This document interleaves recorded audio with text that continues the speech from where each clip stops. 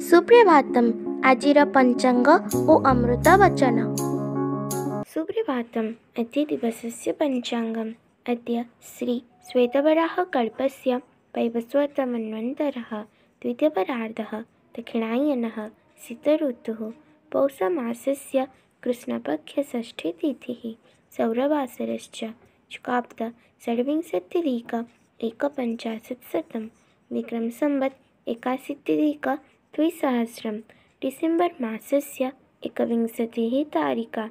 अद्य दिवसः सर्वेषां कृते मङ्गलमयं भवतु इति विभुपदारविन्दयोः विनम्रप्रार्थना।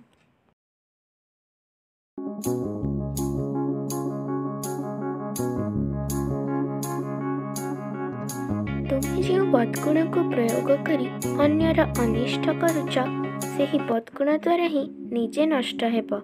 ତେଣୁ ଯେତେ ଶୀଘ୍ର ପାର ବଦଗୁଣ ଠାରୁ ଦୂରରେ ରୁହ।